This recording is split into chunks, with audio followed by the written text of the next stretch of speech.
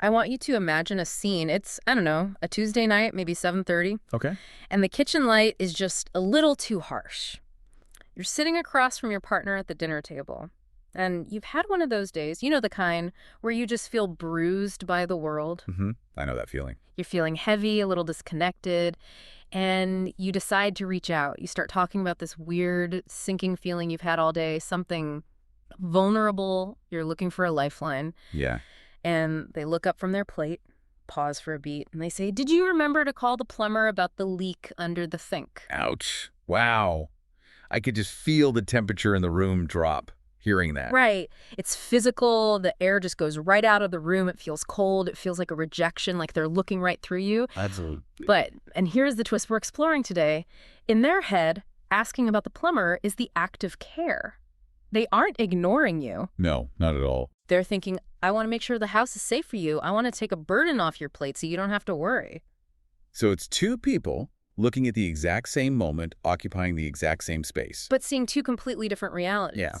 Exactly. And it's not malice. It's not that the love is gone. It's a translation error. We grow up with this romantic fairy tale that love is, you know, a universal language. We think that if you love someone enough, you'll just intuitively get them. Right.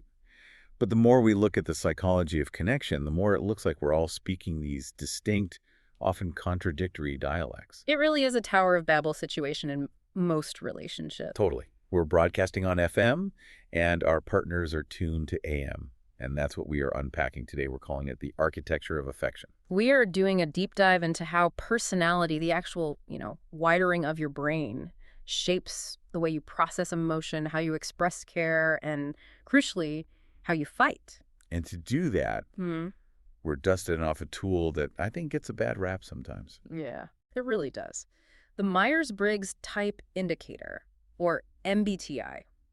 Now, wait, before you roll your eyes and think about those internet memes that tell you which Harry Potter character you are. Which can be fun. I mean, let's be honest, Yeah. but it's not exactly deep psychology. Right. We aren't using this as a horoscope. We aren't using it to predict your destiny or tell you who your soulmate is. No, absolutely not. Think of the MBTI not as a box you live in, but as a mirror. A mirror. I like that. It's a framework to help you see your own cognitive tendencies. The science isn't about predicting life outcomes. It's not a crystal ball. Yeah. But as a tool for understanding the mechanics of how you function. It's incredibly powerful. So it divides people into 16 types based on these 4 preference pairs. But today, we're going to strip away the jargon and the acronyms. Yeah, let's just get to the core of it. We're going to look at the mechanics of the heart. So we've got these 4 pairs: extroversion versus introversion, sensing versus intuition, Thinking versus feeling, and judging versus perceiving. It sounds technical, but when you apply it to love, it explains so much about why that dinner table moment happens. It does. And the mission for this deep dive is simple. Yeah. We want to move past the stereotypes and just understand the specific machinery of connection. It's not about finding a perfect match. No, it's about learning to speak a second language. Okay, let's start with the big one. The one everyone thinks they know. Extroverts versus introverts. The E and the I. This is the most visible layer for sure, but it's also the most misunderstood. The stereotype here is huge. Extroverts are the party animals dancing on tables, and introverts are the hermits hiding under blankets. Right. But that's not really it, is it? Not at all. In the context of relationships, this isn't about social skills or shyness. It's about energy. It's about how love is fueled. That was fueled. Okay. Yeah, it comes down to things like dopamine and cortical arousal. So paint the picture for the extrovert. What does love look like when it's fueled by an E battery? For an extrovert, love is motion. It lives in the exchange. It's external. Think of their processing style as a tennis match. They need the ball to be going back and forth to feel like the game is even happening. Right. If the environment is too quiet, their brain actually understimulates. They feel a drop in voltage. No, these are the people who are texting you memes all day long. Constantly. It's just a stream of consciousness. Like, look at this. Thinking of you. Did you see this article? Here's a picture of a dog I just saw. Exactly that. Sending memes, inviting you to brunch, introducing you to their 5 different friend groups. The philosophy here is that connection energizes them. If the air is silent, they don't feel peace. They feel distance. They feel a void.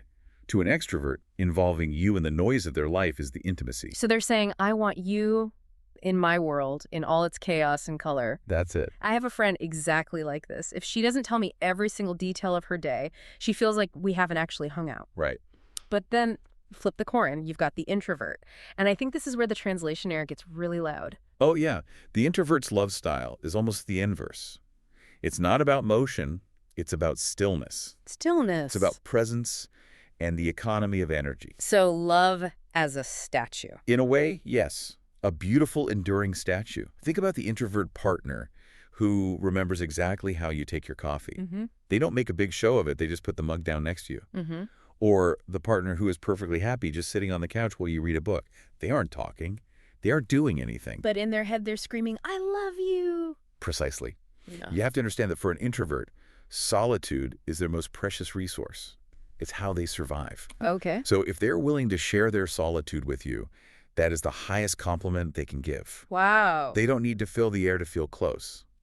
Presence is intimacy. They're offering you their full attention, focused like a laser, usually in those one-on-one moments. Okay, so here's the friction point. And I see this all the time. You have the extrovert who comes home buzzing, wanting to talk, wanting to engage, essentially wanting to plug into their partner to recharge. Right, and the introvert just needs to decompress. And the extrovert interprets that need for space as rejection. Yes. They think, why don't they want to talk to me? Do they find me boring? Are they mad? Meanwhile, the introvert is looking at this wall of energy coming at them and feeling completely overwhelmed. They view that constant togetherness as pressure. It's the why are you so quiet versus why won't you let me be battle. It is. And the resolution, the way to break that cycle, is to realize it's just a difference in fuel sources. The extrovert needs to learn that quiet doesn't mean disinterest. It means contentment. And the introvert needs to see that the extrovert's enthusiasm isn't an attack or a demand. It's their way of showing care. It's seeing the meme barrage not as annoying, but as little digital hugs. Exactly. It's about reframing the intent. Mm-hmm. Okay, let's move to the next layer. This one I find fascinating because it's about the texture of affection. Sensors versus intuitives, the S versus the N. This is often the hardest one to spot, but it causes some of the deepest disconnects. It's about what materials you value. What is reality made of? So start with the sensor, the S. I think the statistics say this is the majority of the population. It is. Sensors are grounded. They live in the here and now. They trust their five senses. For a sensor, love is tangible. Tangible. It's visible. It is measurable. Give me a vivid example here. What does a sensor doing romance look like? It looks like reliability. It looks like that fixed leaky faucet we talked about. Okay, that doesn't sound very romantic to most people when you put it like that. But to a sensor, it is the height of romance. Yeah. Imagine a sensor partner. They notice your car is making a weird noise. They don't write a poem about the metaphor of the noise. Right. They take it to the shop, get the oil changed, and bring it back. All right. Or they cook your eggs exactly the way you like them. Not approximately, exactly. Their mindset is, I care enough to make your physical world easier. Yes. It's acts of service on steroids. It's the sentinel at the gate. I maintain our life, therefore I love you. That's it. Now contrast that with the intuitive, the N, because I feel like these two are living on different planets sometimes. They often are. Intuitives live in the realm of meaning, patterns, symbolism. The physical world is just a jumping off point for the abstract. They care less about the faucet and more about the vibe. So the faucet is less important than what? Than the dream. An intuitive loves through shared dreams and emotional symbolism. They are the ones who write you a letter on the anniversary of the first time you had a deep conversation. Oh, not your wedding anniversary, but the soul anniversary. Exactly. Yeah. Or they make a playlist that traces the narrative arc of your relationship from strangers to lovers. Oh, wow. So one is building a house and the other is writing the novel that takes place inside it. That is a perfect analogy. And here's the disconnect. Paint the scene. You have a sensor husband who has worked all week, mowed the lawn, fixed the fence, and put money in the savings account. He feels like Casanova.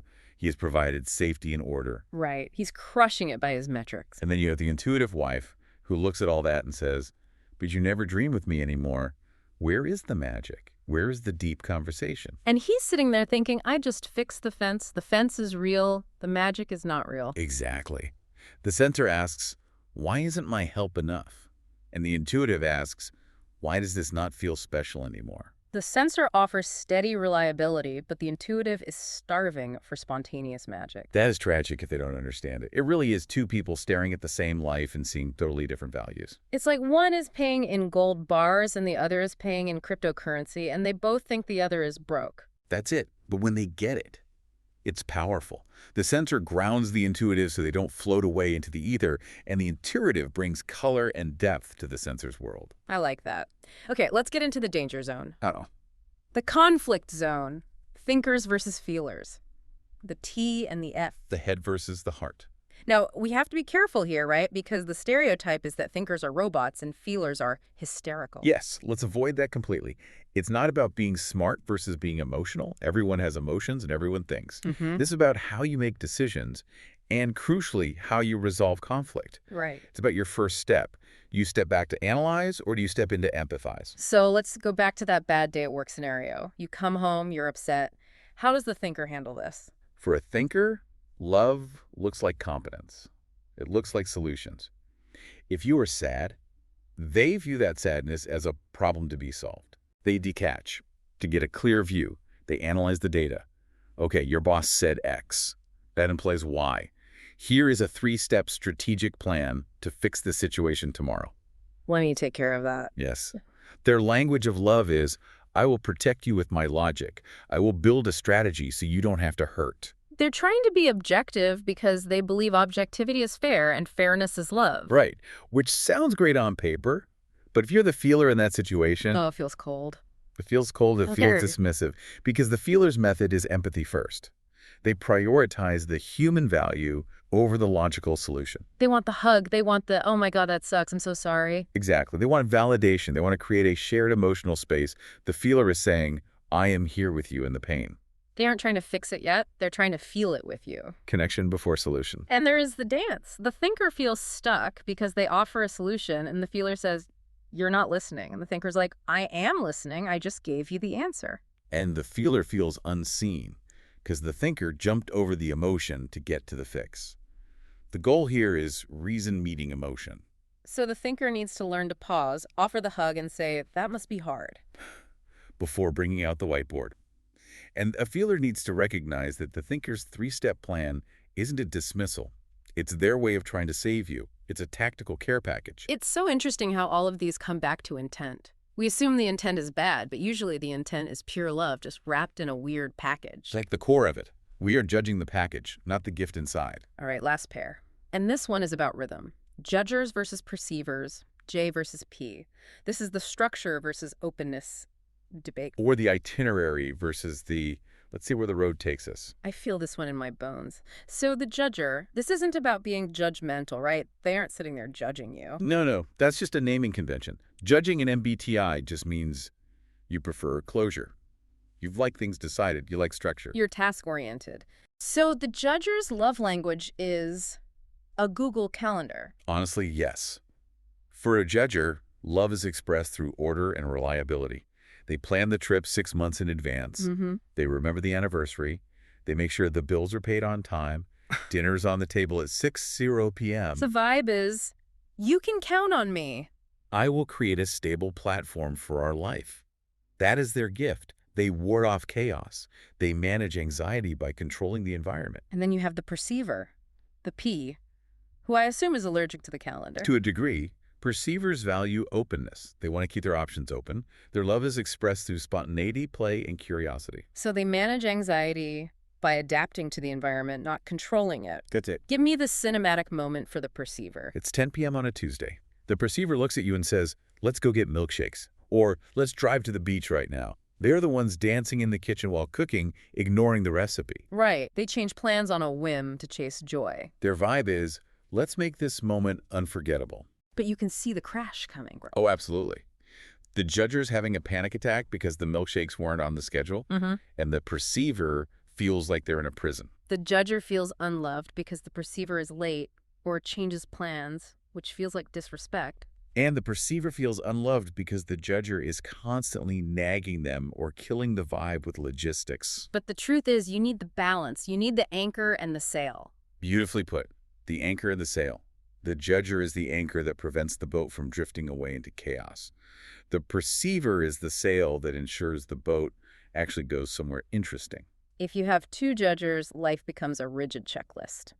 And if you have two perceivers, the lights might get turned off because nobody paid the bill. So what does this all mean when we put it together? Because we've talked about these four different dimensions. It seems like there's a lot of overlap here with the idea of love languages. There's a huge overlap. It's like a synthesis of systems. When you look at the data, you see patterns. For example, the enthusiastic extroverted feelers, the ENFPs, the ESFJS. They often value words of affirmation and quality time. They need that verbal connection. Whereas the introverted thinkers, the ISTJs, the INTJs, they lean hard into acts of service. Right. I fixed your computer equals I love you. I optimized your tax return equals I adore you. And the introverted feelers, INFPs, ISFPs, they often resonate deeply with physical touch and emotional presence. It's a quiet, tactile love. It is. But the takeaway here isn't just to categorize yourself and say, well, I'm an INTP, so I don't do feelings. Deal with it. No, that is the opposite of the goal. That is using personality as a shield. Yeah. The takeaway is that MBTI gives you clues to your preferences and your blind spots, but self-awareness is what actually shapes love. It's about the stretch. The stretch. It's about recognizing, okay, my natural instinct is to offer a solution, but my partner needs empathy right now. Can I stretch myself? Can I speak their dialect for 5 minutes? It's that dialect metaphor we started with. Most partners are already trying to love the best way they know how. They are screaming, I love you, at the top of their lungs, but they're doing it in German and you only speak French. And once you realize that, once you realize, oh, he's not ignoring me, he's respecting my space because that's how he feels loved, the resentment just evaporates. It gets replaced by curiosity. You stop asking, why are you doing this to me? And you start asking, how are you trying to show me you care right now? That is such a fundamental shift. It turns the relationship from a battlefield into a treasure hunt. You're looking for the clues of affection that you might have missed. Absolutely. Personality is not a cage. Yeah. It doesn't determine your capacity to love.